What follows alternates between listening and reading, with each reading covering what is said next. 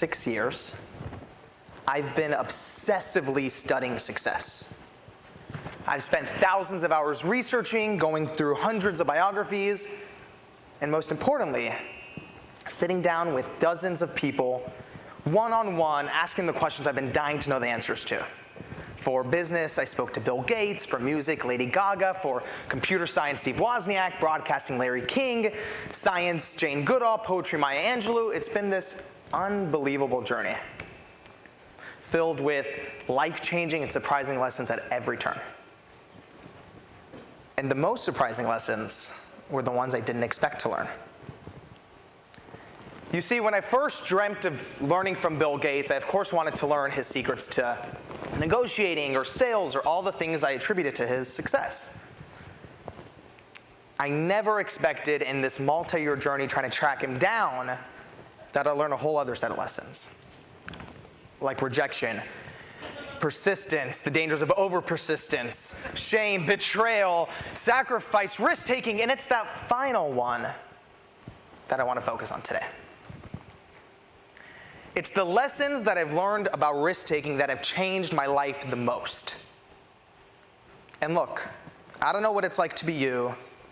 I don't know what it's like to face the risks that you have to deal with. My idea of risk is running around and chasing Bill Gates. Your idea of risk is perhaps saving a city from impending financial disaster.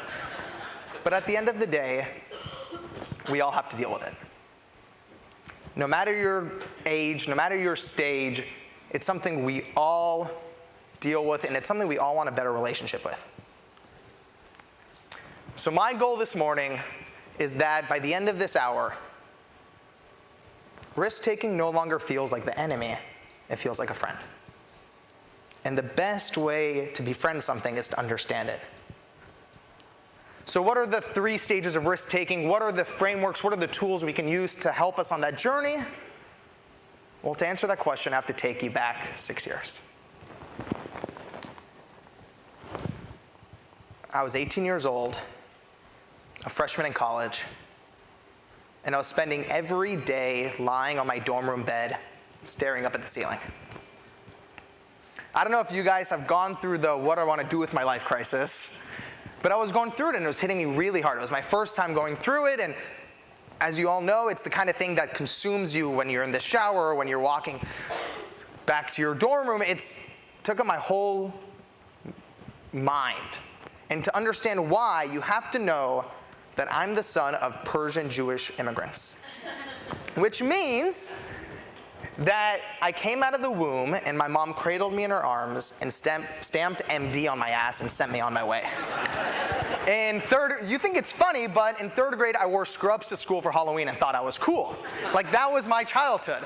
So, yeah, I remember actually in kindergarten one time, I made a finger painting and I gave it to my mom, and she put it on the table and instead hung up a skeleton chart on the refrigerator. That was my upbringing. So, in high school, I checked the boxes, studied for the SAT, applied to college, I went to pre-med summer camp, and by the time I got to college, I was the pre-med of pre-meds. But it wasn't long until I remember lying on my dorm room bed and seeing this stack of biology books on my desk, feeling like they were sucking the life out of me. And slowly I began to wonder, maybe I'm not on my path. Maybe I'm on a path somebody placed me on and I'm just rolling down. So now my question of what I want to do with my life evolves into, how did all the people who I looked up to do when they were my age? How did Bill Gates, when he was a sophomore in college, sell software out of his dorm room when nobody knew his name? How did Steven Spielberg, when he was rejected from film school, ditching class every day, become the youngest director in Hollywood history? These are the things they don't answer in school. So I just assumed a book had to exist with these answers, so I went to the library every day and I was going through biographies and business books and self-help books, and I remember as I was going through these books, there was this yearning inside of me, almost as if I could visualize this door in my mind. Maybe it was the door to Bill Gates' office or Warren Buffett's office, but behind this door I felt there had to be the answers I was looking for. Behind this door had to be the solution to all the pain I was feeling and all this angst. And I started talking to my friends, and I realized I wasn't the only one dreaming about this door too. So very naively, I thought, well, if no one's writing the book I'm dreaming of reading, why not just write it myself? I would just call up Bill Gates, interview him, interview everybody else. It would take a couple months, and I'd be ready for sophomore year. Clearly not my brightest moment. However, I thought it would be super simple. My one issue was getting money to go fly to Bill Gates, because obviously he would say yes and would want to meet immediately, so I would need the cash. So I didn't have that kind of money. I was buried in student loan debt. I didn't want to take another job. I was all out of bar mitzvah cash, so there had to be another way to make some money. By a show of hands, how many of you know of The Price is Right? And don't half-ass me, give me full arms. Okay, perfect, this is gonna be great. So, 2 nights before final exams, freshman year of college, I'm sitting in the library and I'm doing what every college student does 2 nights before final exams. I'm on Facebook. And while I'm on Facebook, I see tickets to The Price is Right. A friend was offering them, and I was going to school at USC, so it wasn't too far away. And this thought came to me. What if I just go on the show and win some money to fund my dream?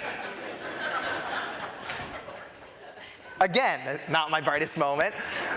But I had a problem. I had finals in 2 days, and there was no way in hell I was going to make it on a show and study for finals. It was a dumb idea, and I told myself no. And I cracked open my biology books, and I tried to study, but almost as if this idea had hands and feet, it kept crawling back into my mind. And I couldn't focus, so almost to shut it up, I remember taking out a spiral notebook and writing the pro and cons.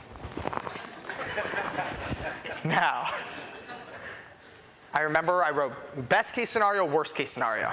Worst case scenario, fail finals, lose financial aid, get kicked out of pre-med, mom hates me, get disowned by the family, look 15 pounds heavier on TV, friends make fun of me. There were like 25 cons. And I remember looking at these cons and generally feeling this fear pulsing in my body. And I felt this familiar feeling, which I'm certain is the one thing everybody in this room has in common. I'm willing to bet on it. And for me, it's that feeling when your stomach lurches and you cringe and your body freezes. I like to call it the flinch. I actually remember the first time I'd ever felt the flinch. I was about 8 years old.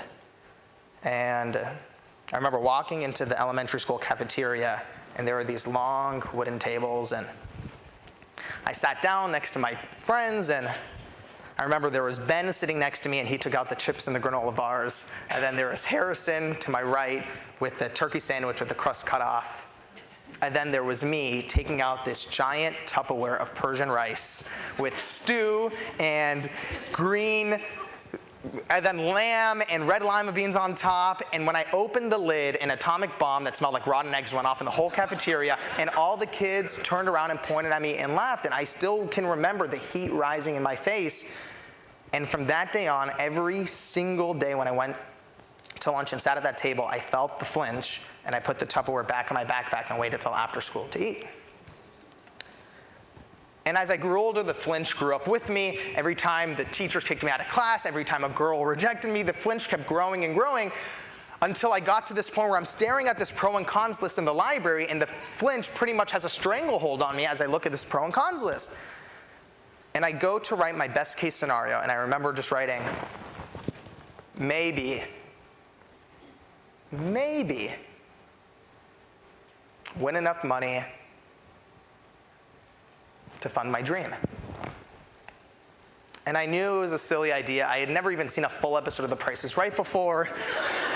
Look, I had seen it when I was in 4th grade homesick from school. It's the kind of show you watch when there's nothing else on.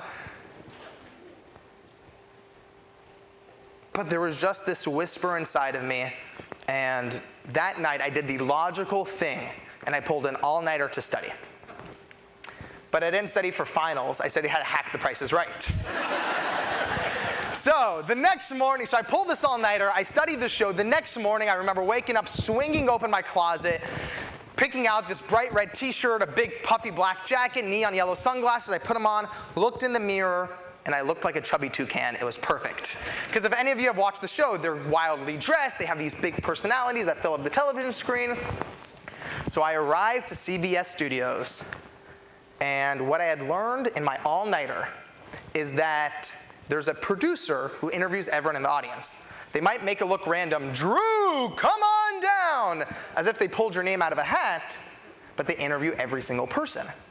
And not only do they interview every single person, but there's an undercover producer who then takes the producer's list and checks them off, and if you make it past both, then you're on the show. There's 300 people in the audience, and 8 get called down. But one of those 8 win.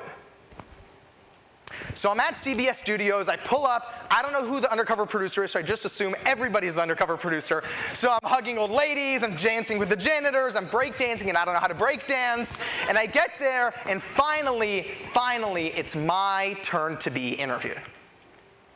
And you have to understand, there's this long metal railing where all the contestants stand behind to get interviewed. And there he was, Stan. I knew all about Stan. Stan was the casting producer. During my all-nighter, I had studied so much about him. I knew where he grew up. I knew what school he went to. I pretty much knew what he ate for breakfast that morning. And when Stan comes up to me, I know that he has a rhythm to his moves. He goes, what's your name, where are you from, what do you do? What's your name, where are you from, what do you do? What's your name, where are you from, what do you do? And if he likes you, he turns around and winks at his assistant who's sitting behind him, and she writes your name down. That list then goes off to the undercover producer. So if The Price is Right was a nightclub, Stan is the bouncer. And if you don't get on Stan's list, you're out. So he goes, what's your name, where are you from, what do you do? And I go, hey, I'm Alex. I'm 18 years old. I'm studying pre-med and business. And he goes, you must have a lot of homework and studying to do. How do you have time to watch The Price is Right? And I go, oh, is that where I am? Yeah, no laughs. So I go to Stan, and I see his eyes darting. So I go,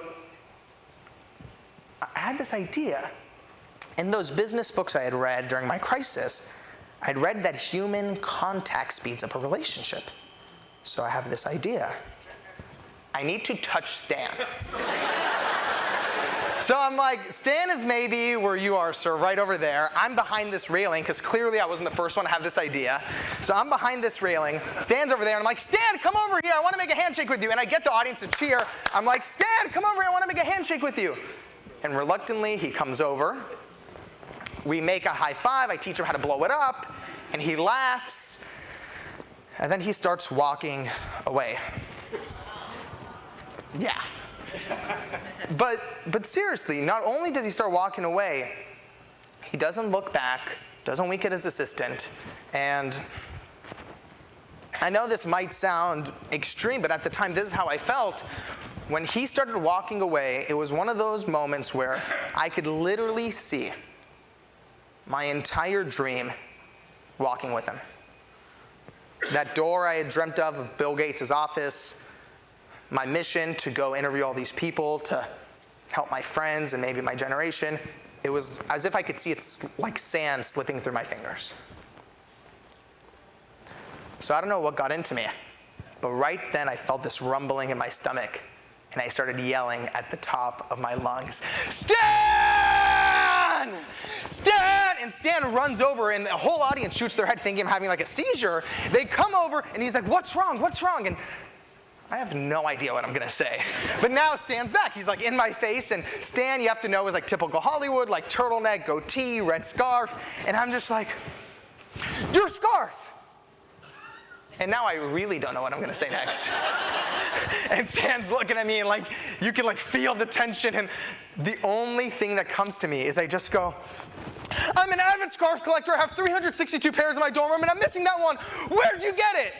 And Stan's now on the floor cracking up. And a part of me thinks that Stan knew what I was doing, and he was laughing more at why I was doing it. He gives me his scarf, he stands up, and he turns around, winks, and his assistant writes a name. Thank you. So from there, I go back in line, and the line continues, and I see this young woman with long brown hair, and I notice she's looking around the audience a lot. And I look closer, and I see a laminated badge sticking from her back pocket. She has to be the undercover producer. So of course, I start blowing her kisses, I start dancing. Again, I break dance, I don't know how to break dance, and she starts laughing. So of course, I keep it going, and I'm blowing her more kisses. And she looks at my name tag, takes a sheet of paper out of her pocket, and makes a check mark. So at that point, you would think I feel on top of the world. But right then is when I realize I had spent all night studying how to get on the show. I still didn't know how to play the games. Not to worry, I take out my phone, I'm feeling really good, and I start Googling how to play Price is Right. 30 seconds later, I feel a tap on my shoulder. Security takes my phone away. And as all you know, when a millennial loses their phone, they're worthless.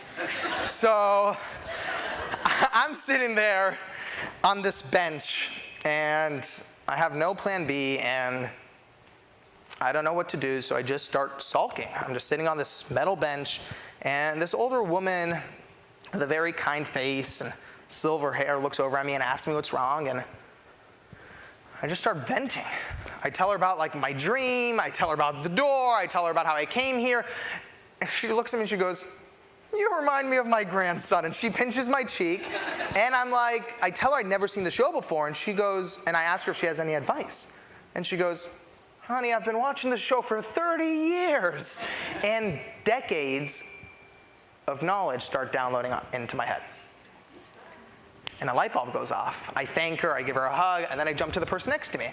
"Hey, I'm Alex, I'm 18, I've never seen the show before. Do you have any advice?" And I get some great advice there. "Hey, I'm Alex, I'm 18, I've never seen the show before. Do you have any advice?" And I get there, and I go to a group of people, then a bigger group of people, and a bigger group of people. And over the course of the hour, I end up talking to almost half the audience, crowdsourcing their wisdom. And sure enough, the doors to the studio open. You step in, and the place smells like the 1970s. There's psychedelic flowers on the wall, there's yellow and green drapes. I sit down, I throw my jacket and my sunglasses under my chair. To hell with the toucan, it's game time. And that's when I hear that voice. "Live from CBS Studio in Hollywood, it's The Price is Right.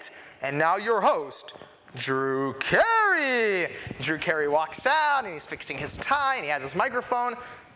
And they call out the first contestant, and it's not me. And then they call out the second contestant. It's not me. And then the third, it's not me. But the fourth, still not me. So I just go back in my chair, and I think, okay, whatever, maybe this is a good story, maybe this is fate, but I'll still have time to go back and study for finals.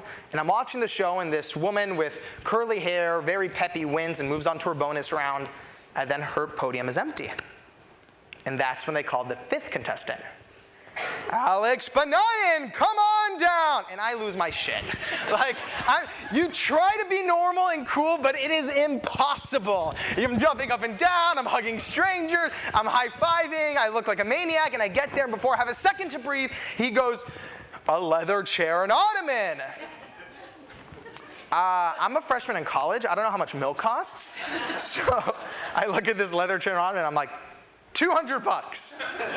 Yeah, that was the response. The audience laughs at me, and the other contestants guess higher and higher and higher. It was maybe 1,100, and I lost.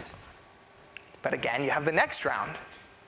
A new billiards table. My cousins have a billiards table. How expensive could it be? So, $400. Again, because the audience laughed so much that time, the other contestants bid higher, $1,500, $1,600, $1,700. It was $1,400, and they all overbid, which meant Alex wins! So I'm jumping up and down, I go on stage, I'm waving to my mom and the camera, and it's time for my bonus round. The doors open. Supermodel is there waving in front of a brand new hot tub. 12 jets, LED lights, a waterfall, and all I can think is if I win this hot tub, I am the king of college. So I have to guess the right answer. They give you like 10 different options on this one. I guessed $4,000. It was $9,000. I lose the hot tub. I'm about to walk off, and Drew Carey goes, "We'll be right back with the wheel." And I turn to a production assistant, and I go, "Excuse me, who spins the wheel?" And he goes, "Who spins? You spin." So I ask him what the wheel is, and for those of you who watch the show, you all know the wheel is this giant slot machine with 5, 10, 15, all the way up to 100. And if you guess a perfect 100, you get a bonus cash prize, but that rarely happens. So now it's my turn to line up. So first is the woman with curly hair, the peppy woman. She goes up to the wheel, gives it a yank, 80. And even I know that is an unbelievable spin. I'm cheering for her. She's jumping up and down. She moved to the winner's circle. And now it's my turn, and obviously I don't have much hope, but I might as well have fun with it. How many times do you get to spin the wheel, right? So I walk up, and I straighten my shirt, and I grip onto the handle, and it's a lot heavier than it looks. And you know when you watch TV, you're always like, that's the best spin you can do? It's really heavy. So you go, and you give it a yank, and it goes 85! And the audience goes nuts, because I'm like their dumb younger brother. So they go crazy. I'm in the winner's circle. I'm jumping. I'm dancing. And now this older woman goes up and gives it a spin, and 55. But those of you who know the show well know you get 2 spins. It's like blackjack. So she gives it another spin, and another 55. She goes over. I win! And I'm going crazy because I think I just won the whole show. I'm like about to cry. This is huge. And then he goes, "We'll be right back with the second half of The Price is Right." So I get shown to the side of the stage where I watch the second half of the show go to find out who is going up against me in the final round. Soon enough, I see her.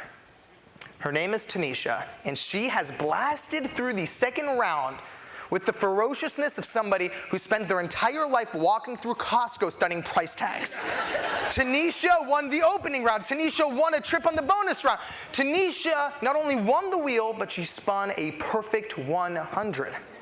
She had been watching the show religiously for years.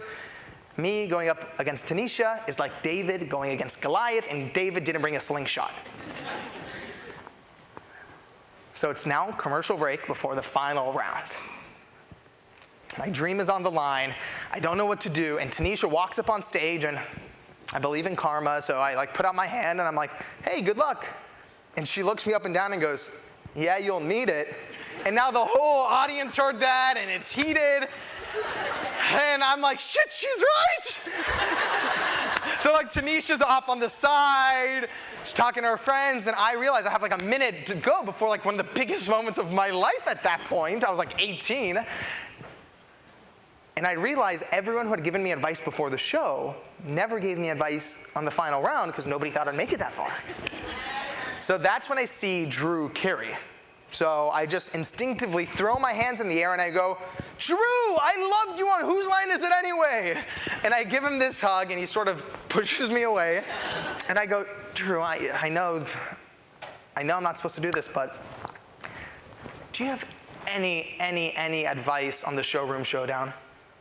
And he goes, "First of all, it's the Showcase Showdown." Clearly, I had no idea what I was doing. So he gives some basic tips. I go back to my podium, and that's when the final round starts. And you're standing there, and you have to understand there are 10 flooding, blinding lights in your eyes. There's 7 machine gun-sized cameras pointed at your face. I'm there sweating. Tanisha's dancing, and now it's time. "Alex, your first prize is a trip to Six Flags Magic Mountain theme park." By show of hands, how many of you have been to Six Flags here in California? Okay, perfect. It's $50 with a can of Coke. Okay? It's not rocket science. So what you have to remember is they provide some details on The Price is Right, but because I'd never seen the show, I didn't know to listen for them. And I don't have an earpiece, so I have to listen over the audience's cheering, so all I hear is Six Flags Magic Mountain, blah, blah, blah, blah, blah. I guess $50. What I'll find out later is that it's front of the line passes, VIP experience, all you can eat food in a limo for 6 people. But I'm feeling good. $50, easy. Next. Your next prize is a trip to Florida. I've never booked a plane ticket in my life at that point. How much is a plane ticket? Like $200? 300? Again, what I didn't hear, blah, blah, blah, blah, blah, was plane ticket, rental car, hotel for 2 people. But I'm feeling good, man. I'm feeling good. $200, easy. Next. Your next prize is in Florida, a trip into zero gravity. And I think this must be like theme park themed, because the vomit comet can't be that expensive either. Another $50. Again, what I didn't hear is that this is how NASA trains their astronauts. Every 15 minutes in zero gravity is $5,000. All right, $50, man. 50 plus 50 plus 200. Like, I'm doing the math. I'm feeling good. Your grand prize, a new sailboat. And again, I lose my shit, right? It's a sailboat. I'm jumping up and down. But finally, I calm down. And I look at it. And it's maybe, I would say, from where I am to the exit right there. That's the distance. And from where I am to there, it looks like a dinghy. How much can a dinghy be? 4,000, 5,000. Again, the moans in the back are amazing. We have the best peanut gallery of all time. Oh no, stupid kid. Again, what I didn't hear is that it was a Catalina Mark II 18-foot sailboat with a cabin and a trailer. All right, cool, dinghy. So I'm guessing, they're like, Alex, we need your answer. And I'm guessing and I'm calculating, and I had gotten to this point, so I'm feeling good. Feels like I am meant to be here. I'm going to trust my gut. The audience is yelling, and I just go, Drew, $6,000. Dead silence. It is as if somebody had died in the room. And I look at the audience, and these are my friends. Why are they not cheering for me? So I'm looking at them. I'm standing here. The audience is here. This is the stage. I'm looking at them like, what are you guys doing? And then I notice Drew Carey hasn't said anything. So I look at Drew, and he's like this, looking at me like. So slowly I get the hint, and I like go up to the microphone, and I grab it, and I'm like, just kidding. And everybody explodes with laughter. Drew Carey goes, oh, college kids these days, what's your real answer? And I'm thinking, that was my real answer. So I'm like, audience, I need your help. And the audience starts chanting one number. But again, it's a mob. You can't hear them well. So, and the producers are trying to cut me off. And Drew's like, we need your answer. And I'm trying to listen. He's like, we need your answer. And I hear like the TH sound, 33. I'm like, all right, Drew, I'm going with the audience. $300.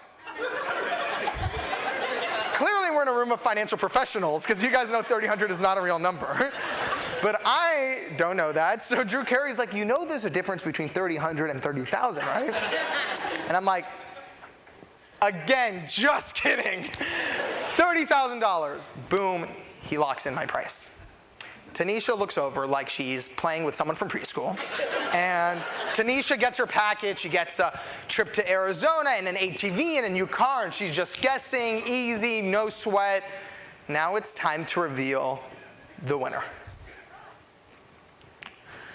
Tanisha, you guessed $35,000, retail price $36,400. Tanisha's arms shoot up in the air. She's dancing. She's thanking God. Her friends in the audience are dancing. Tanisha pretty much just won a new car. And all I'm doing is I'm standing at the podium. Surprisingly, not even that sad. I'm just standing there thinking, okay, if I leave now, I have 3 hours to study for bio, 2 hours to study for chem. Mom doesn't even need to know I'm here. Alex, you guessed $30,000, retail price, blah, blah, blah, blah, blah, blah, blah. I don't hear it. But then I notice the audience is cheering really, really loud. And then I notice the producers are telling me to smile. And I'm like, you're a jerk. And I notice my podium is flashing, so I like peek around to look at it. I guess $30,000, retail price $31,200. I beat Tanisha by $200, and my face goes from this to, and I'm jumping up and down, and I'm hugging the supermodels, and I'm dancing on my boat. I get the boat, sell the boat, and that's how I funded my book the past 5 years. Thank you. Thank you. And when I look back on this, at the time, obviously, it was just a really fun experience in the moment. But in hindsight, that day taught me the single biggest lesson of risk-taking. In the moment that allowed all this to happen, it wasn't Stan, it wasn't Tanisha, it wasn't Drew. They were all important, but the moment that allowed this to happen was back in the library when I made that pro and cons list. You see, we all have those moments where we want something with all our might, but we look at the con list and we can feel the flinch pulsating. I can literally sometimes feel it pulsating in my veins. And what I've learned is that the reason some people take the jump to follow their dream and take risks, whether it's at work, whether it's at home, whether it's in their personal life, is not because they're fearless. We all have the flinch. The difference is that some people turn up the volume of their dream so loud it overpowers the flinch. There's all these spiritual people who are like, be fearless. Fuck that. Like, I with all due respect, I'm like a scared kid. I had the nightlight on until I was like 13. Fear is part of the human condition. So while it's great to be fearless, my biggest lesson is not to be fearless, but rather focus on turning up the volume of your dream so loud that it overpowers the flinch. Because only when the volume is so loud can you take the jump, and only then can you start your journey of risk-taking. So that's lesson number one. So from there, I have my money in my pocket. I sold the boat for like $20,000 in cash, which for a college student who's only eating Chipotle lasts a long time. And after a year, I'm like getting interviews, I'm chasing Larry King in a grocery store, I'm hiding in bathrooms at business conferences and jumping out to meet the speakers, and I'm racking up one interview after another, and finally, after 1 year, I meet someone who works at Microsoft who introduces me to his boss, who introduces me to his boss, and then the president of Microsoft makes a call to Bill Gates' office. And the person who makes the decision is Bill Gates' chief of staff. And thankfully, my mentors at Microsoft were able to get me a 5-minute phone call to make my pitch. So I'm standing in a CVS parking lot eating ice cream, and that's when the Seattle area code comes up on my phone, and I have the call, and he could not have been nicer, but he essentially said, you need more momentum. Call me later. We love what you're doing, but go back and call me when you have more momentum. Click. Okay, I need more momentum. Okay, I need some bigger interviews. One of the people who, of course, I really wanted to talk to was Warren Buffett. He's best friends with Bill Gates. If I get Buffett, Gates is in. Everyone, it's perfect. Plus, Buffett always talks about how much he loves talking to college students and helping the next generation. This guy is the greatest investor in human history. It was perfect. So I decide at that moment that it's me versus Warren Buffett, and I will not stop until he's in the book.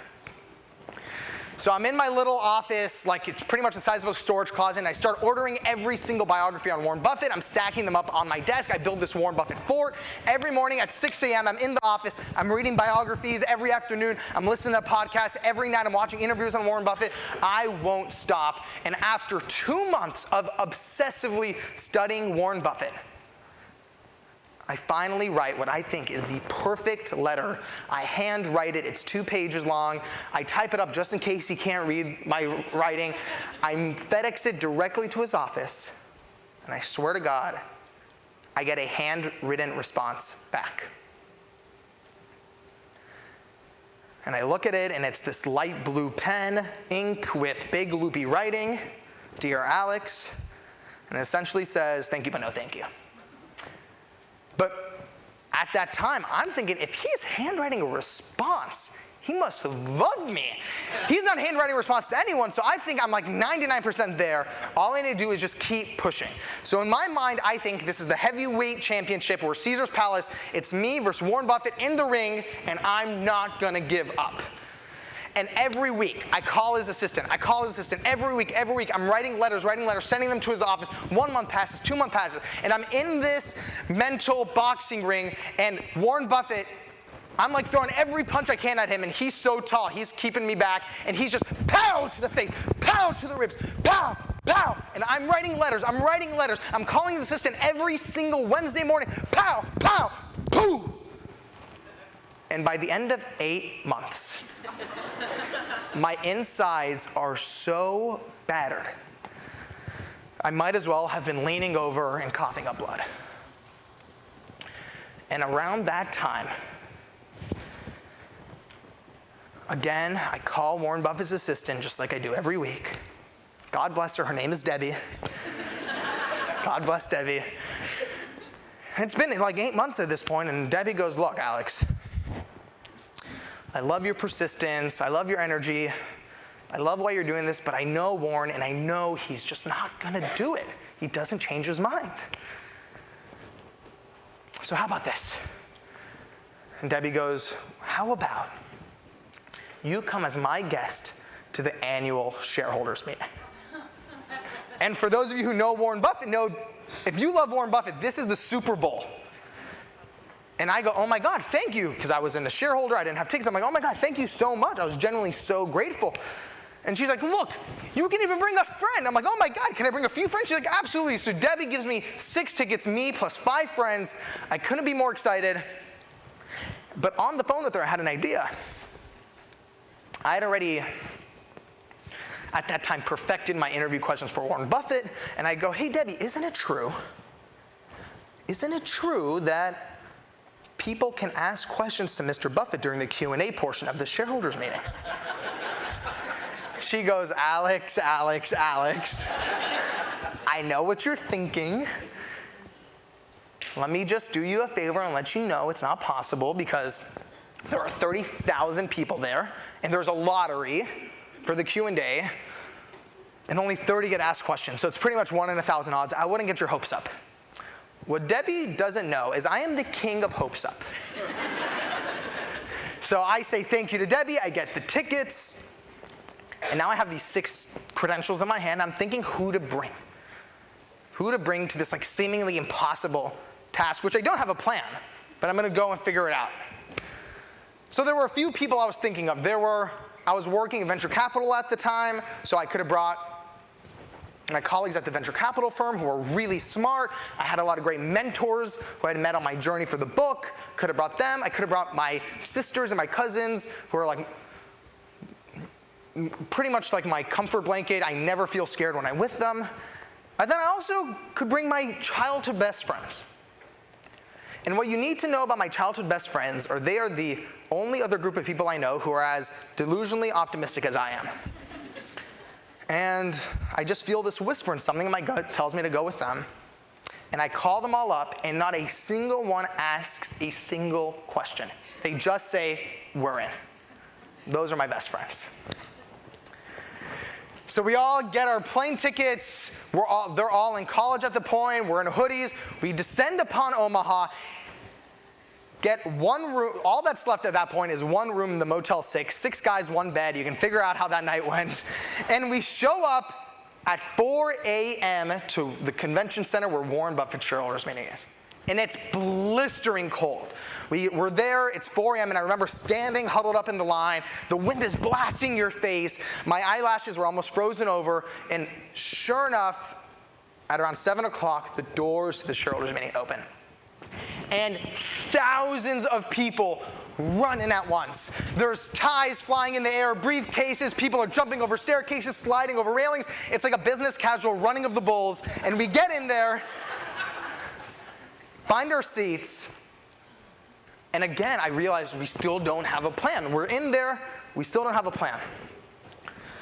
So my friends and I start running around trying to figure out how this lottery worked. And every few minutes, I could feel the flinch within me, like trying to jump up, trying to hesitate, and my friends, God bless them, almost like if this was like a bowling alley, and if the flinch was the gutter, my friends were the bumpers.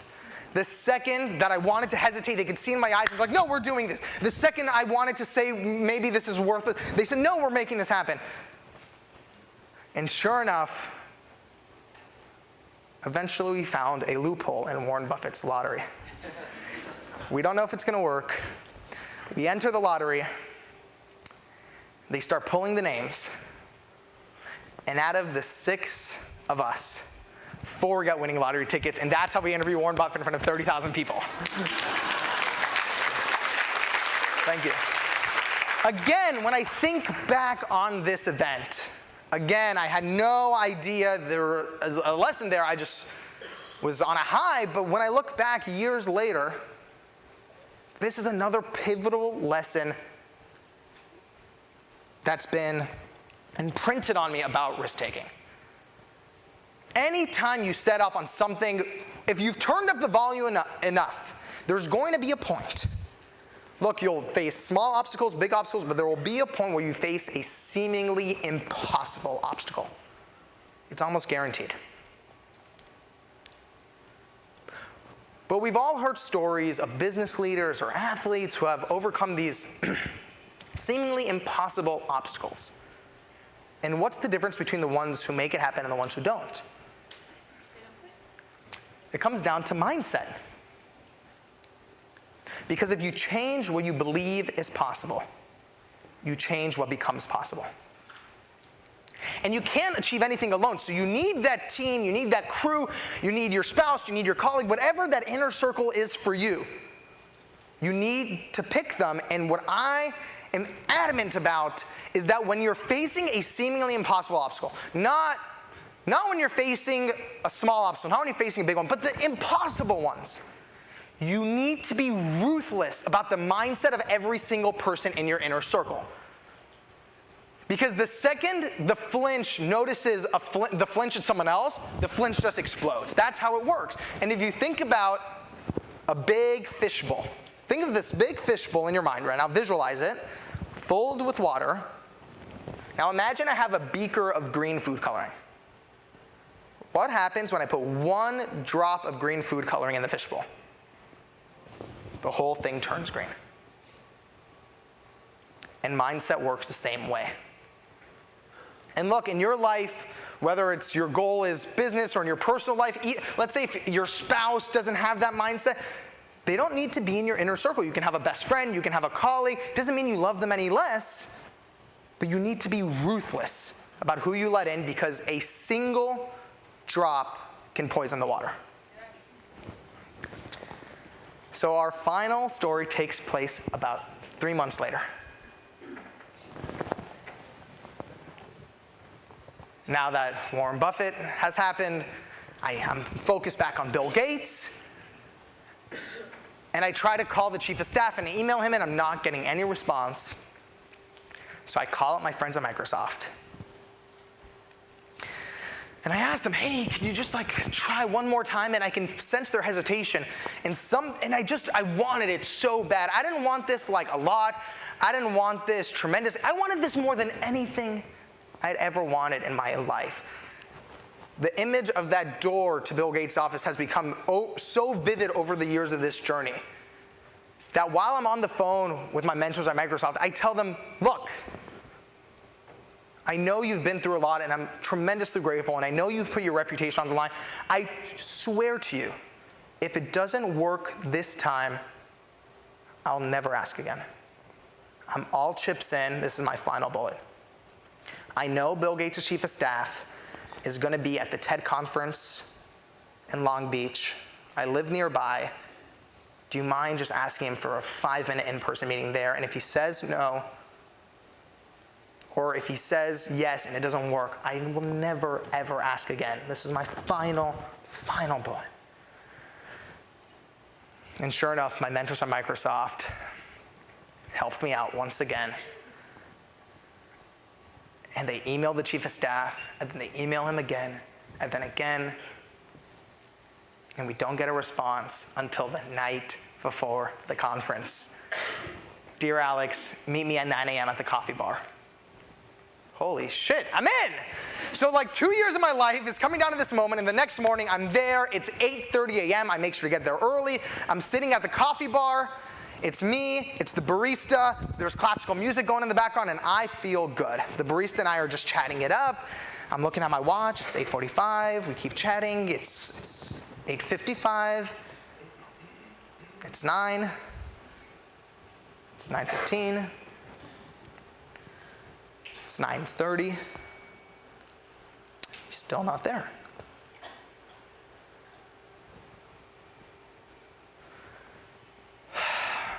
So I just take out my phone, and I look up the chief of staff's email, and I see his assistant's phone number is in his footer. So I call her up, her name is Wendy, and I of course want to be really grateful, and I go, hey Wendy, it's Alex. I don't mean to be ungrateful, but he never showed up. And she goes, what are you talking about? He called me and said you didn't show up. Turns out there are 2 coffee bars, and I was at the wrong one. And in that moment, it was my final bullet, and I just start crying on the phone to Wendy. And I put it all out there, and I tell her about my dream, I tell her about this 2-year journey to get here, and I tell her, like, I just bare myself, I tell her everything. And she's like, Alex, give me a few minutes, let me see what I can do. And a few minutes later, I get an email from Wendy. And she has said that not only has she rescheduled our meeting for later that afternoon, but the chief of staff is taking a limo to the airport and has agreed to let me ride with him. So our 5-minute meeting has turned into a 45-minute meeting. So again, I'm feeling really good. And now I have all afternoon to hang out and calm down. And I'm at the TED conference. This is great. And one of the people I had met and interviewed on my journey the past few years was Tony Hsieh, the CEO of Zappos. And Tony goes to TED every year, and not only does he go to TED, he brings this big RV that he parks in front of the conference center and in front of the hotel. And there's couches, and there's a bar, and there's these TVs that live stream the conference if anybody just wants to sort of hang out and relax while watching the conference. Really nice of him. So I email him, and he says, look, the RV's yours. You can hang out all day. So again, I'm super happy. My meeting with the chief of staff isn't until 4 p.m. We're supposed to meet in front of the valet. I go to the hotel manager and double check there's only one valet. I count the steps to make sure how far the valet is from the bus. I set 5 or 6 different alarms on my phone at 3:45, 3:50, 3:55 to make sure I'm not late. And now I'm hanging out on the bus, and I'm feeling good. At around 3:15, 3:20, I'm sitting on the bus, and this man walks up, and the sun is behind him, so he's silhouetted, and he comes up onto the bus and sits right in front of me, and I look at him, and I realize this is the founder of TED. And he points to me, and then points to the live stream and goes, "You, what do you think?" And I'm like, "Excuse me?" And he's like, what do you think of this? What do you think of the conference? And I'm like, holy shit, is the founder of TED asking me what I think of TED? So I'm like telling him everything I think. I'm like super excited. And he's going back and forth with me. And I ask him how he started TED. And all of a sudden, like this tornado out of nowhere, he starts giving me the most inspiring, wisdom-packed stories I had ever heard. And they're just coming at me at 100 miles an hour. And this guy is dropping knowledge after knowledge after knowledge. And he's like, look, you know what your problem is? You're trying to change the world. You want to know the secret? You want to know the secret to changing the world? Stop. Just do good work and let your work change the world. And then he's going 100 miles an hour, 100 miles an hour. He won't stop. This guy won't stop talking. And all of a sudden he's dropping more knowledge. And he's like, I live my life by 2 rules. Number 1, if you don't ask, you don't get. And number 2, most things don't work out. This guy's just going 100 miles an hour, and I'm soaking it all up, going, and all of a sudden I hear, I'm like, fuck. But like, this guy won't even acknowledge my alarm, so I just like, it's the founder at 10, I'm not gonna just walk out on him in the middle, so I just hit snooze. And he's just going and going. He won't stop, and I'm loving it, and all of a sudden, I'm like, shit! Again though, this is one of the most important people I had ever met with the most wisdom. I can't just walk out on him. So I just hit snooze one more time. And he's giving me more advice. And he's like, genius!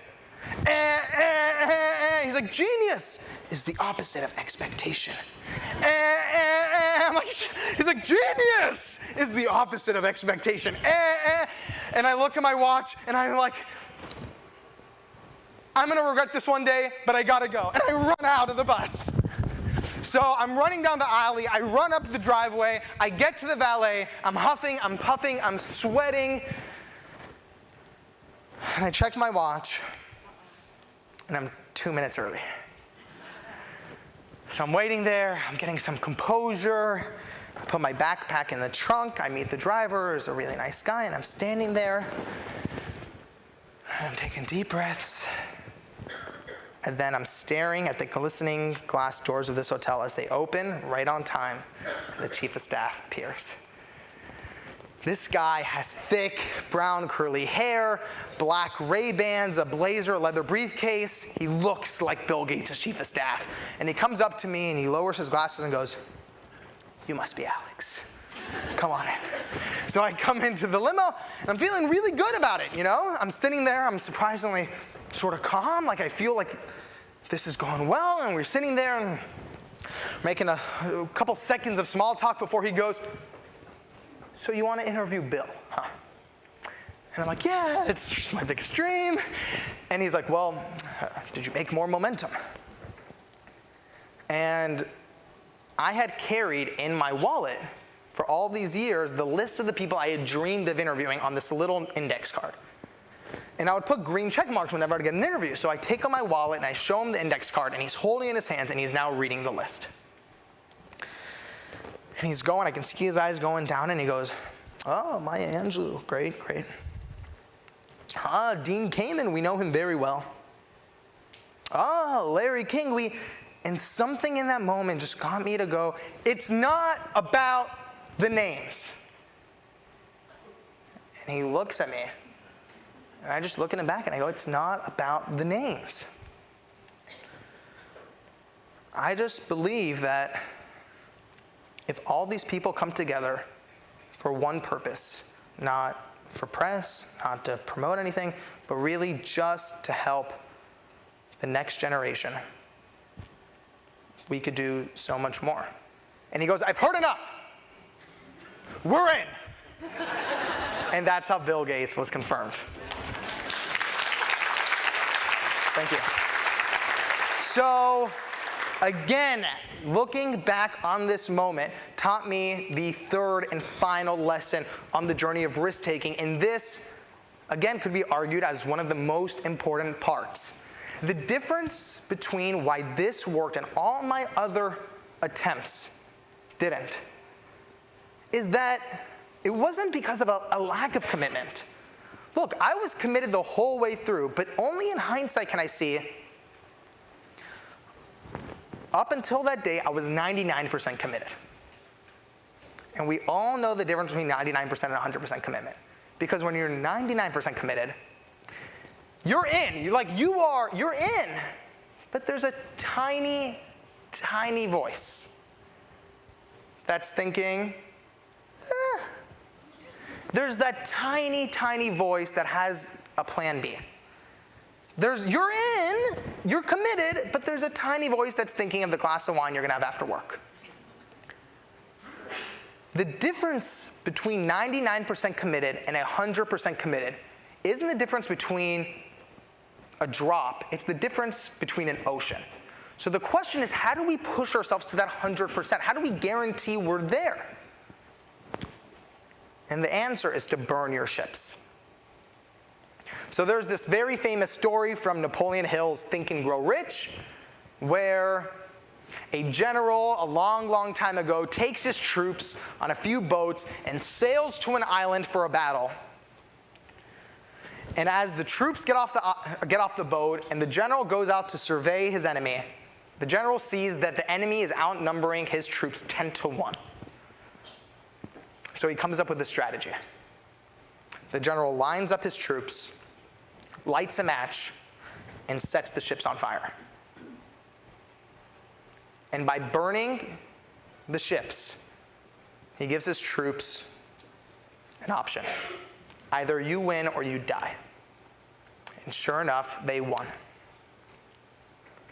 And when it comes to burning your ships in your life, this is the most personal part, because this is when you're almost at the end of your journey. This is the part that makes the difference between chasing a dream and achieving your dream.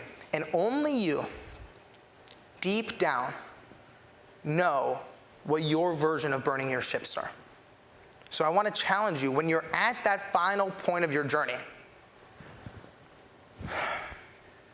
make it your final bullet, go all chips in, and when you get to that point, burn your ships.